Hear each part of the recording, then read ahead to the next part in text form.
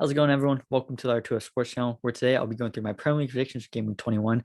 We have some very big matches this week, including two clashes between teams in the top six. So those should be some very exciting matches to watch. So make sure you subscribe to the channel, like the video. And with that being said, let's get straight into the first game, where we have Arsenal taking on Manchester City. This should be a fairly interesting game because Mikel Arteta is projected to miss this game because he landed with a COVID outbreak. So he will not be there.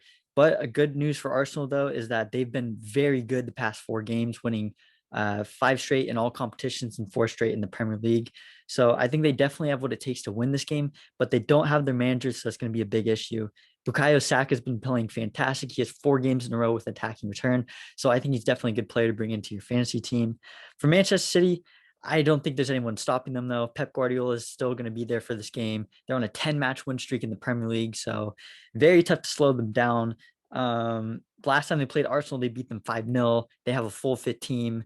Everyone's playing really good for them. So I'm going to say Manchester City is going to win this game 3-1. Our next matchup is between Watford and Tottenham.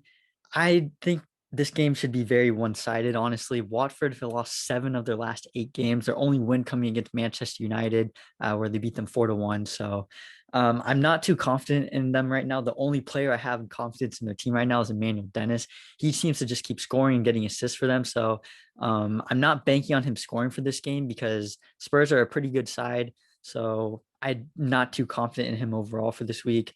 For Watford at home, though, only Newcastle has conceded more home goals.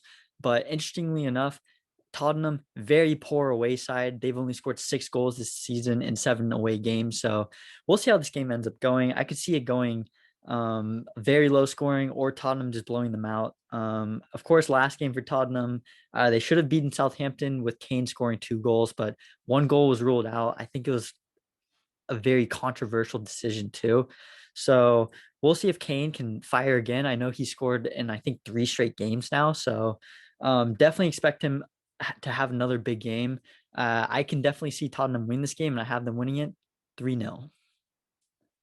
Due to Leicester versus Norwich being canceled, our final game of Saturday is between Crystal Palace and West Ham. This is honestly a very big matchup. These two teams have a relative rivalry, both London clubs, and both the fans, not the biggest fans of each other. So definitely going to be an interesting game. Overall, their matchup is very even. They have 6 wins to six wins against each other, 8 total draws. So very, very even matchup between the two. Last time they played ended in a 2-2 draw, which was very exciting game. I believe that was a third game week this year. So I'm definitely looking forward to a great game, especially being a Palace fan. Very good results recently for us. 3-0 win against Norwich, and that was without Zaha and Gallagher. So I think that gives the rest of the team confidence. I think Patrick Vieira is going to miss the game again, so that's obviously a downside. But Crystal Palace at Selhurst Park only lost 1 game this year, are top 6 in terms of points at home, so very tough team to beat at home. West Ham, they had a great win last week against Watford, winning 4-1. Maybe they can get back in form, but because the game is at Selhurst Park, I'm going to say Palace are going to win this game 2-1. Our first game of Sunday is between Everton and Brighton. And honestly, I think this match could really go either way. I know Brighton's the much better side of the two in terms of playing style, but Everton have very good news. Dominic Calvert-Lewin's coming back this year. This season, he only played 3 games, but he scored in all of those games. So I'm definitely expecting him to score at least 1 or 2 goals in this game. We'll see if he gets on the score sheet, though, because Everton kind of struggling going forward. So we'll see if Dominic Calvert-Lewin can make that difference for them. For Brighton, they have 2 very good results in a row with a win against Brentford, finally winning a game. And then they got a draw against Chelsea, where I think they actually should have won that game. They looked really good in that game. Cucurella, very good that game as well. So we'll see if they can keep a clean sheet. I'm not too sure because I'm very high on Dominic Calvert-Lewin this week. I'm going to say it's going to be a very high-scoring game despite Brighton having under 2.5 goals in 8 games in a row. I'm going to say it's going to finish in a draw and finish 2-2. Our next game is between Leeds United and Burnley.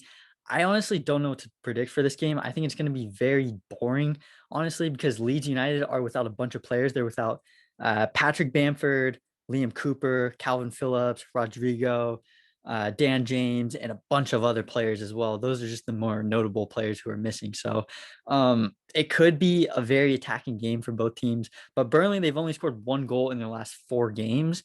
So, and that came against Manchester United, which was the last game they played. So I'm not too confident in their attacking ability without Maxwell Cornet in the team. So because of that reason, I'm going to say it's going to be a very boring 0-0 draw. Our next game is between Brentford and Aston Villa.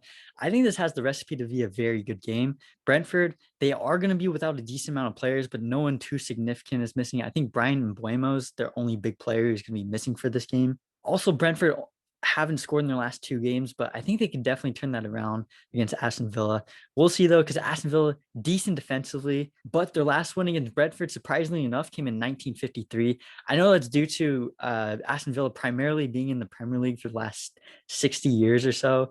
So that's, I think, definitely why they haven't beaten them since then. So we'll see if they can turn around. I think this is going to be a huge goal fest for Danny Ings and Ollie Watkins. Of course, Danny Ings hasn't really scored in a while, so we'll see if he could score. I think, yeah, huge result in this game. I'm going to say Villa's going to win it 3-2. Our final game of Sunday is a very big game. We have got Chelsea facing off against Liverpool. This game's going to be played at Stamford Bridge, so definitely give a little bit of an advantage to Chelsea there. Last time they played, it ended in a 1-1 draw where you saw Reece James getting sent off for handballing a ball that was going into the goal. So unlucky for them there, but it was a very interesting game. First half, Chelsea looked better. Second half, because Liverpool are up a man, they looked better, but they didn't score in the second half. So I wonder how this game's going to go, honestly. Chelsea, their team right now is a complete mess, but they are still competing for a top three spot. They, I believe, haven't lost like 7 games in a row. So despite them not looking too good, they're still getting results. For this game, though, they are going to be without Reece James and Chilwell. So they should be missing both their starting outside backs, which has moved Pulisic to their right wing back, which I think is definitely weird. He definitely should not be playing that position. As U.S. national team fan, he should be playing more as an attacking mid or a forward. So I don't understand what they're doing with this new system. Also, more interesting news about Chelsea. Romelu Lukaku doesn't look like he really wants to play for them anymore. So we'll see how he handles that situation. For Liverpool, I think for fantasy wise, it might be time to sell Salah. 2 straight games without an attacking return, missed a penalty last game. And as well, he's about to leave for AFCON. So I think it's definitely smart to sell him now because his price is going to completely drop. I personally sold him 3 weeks ago to bring in Kevin De Bruyne. So I think that's definitely a good swap for him, or even Cristiano Ronaldo or Harry Kane. I think those are a bunch of good players you could also bring in. Also for Liverpool, Sadio Mane's form has been very poor last few games. He missed an absolute sitter against Leicester, which completely cost them the game, which ended up losing 1-0. So maybe he can get back onto form. Of course, he's going to be missing some time too with AFCON. So I think Liverpool, a big issue going forward is purchasing a winger. With that being said, though, very even game. I think it's going to be very similar to last game without the red card, 1-1.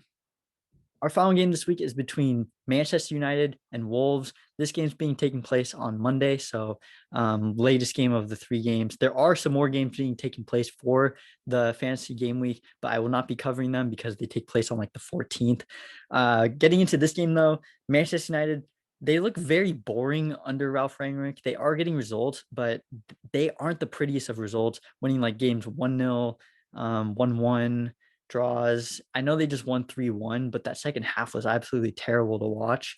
Cristiano Ronaldo is still thriving, though. 4 goals in the last 5 games, along with an assist in that time span as well. So 5 attacking returns in 5 games. I think he can definitely keep it up into this game. For Wolves, they are very solid defensively, but they struggle to score goals. In 18 games, they've scored 13 goals and led in 14. So very interesting side, currently sitting in 8th. Honestly, I think this game, it could go either way, but I'm going to say Manchester United are going to win the game 1-0 on a penalty to Cristiano Ronaldo. Those are my predictions for game week 21 of the games that take place between January 1st and January 3rd. As always, if you enjoyed the video, feel free to leave a like, subscribe to the channel, and leave a comment down below your thoughts on my predictions. As always, thank you guys for watching. See you guys next time.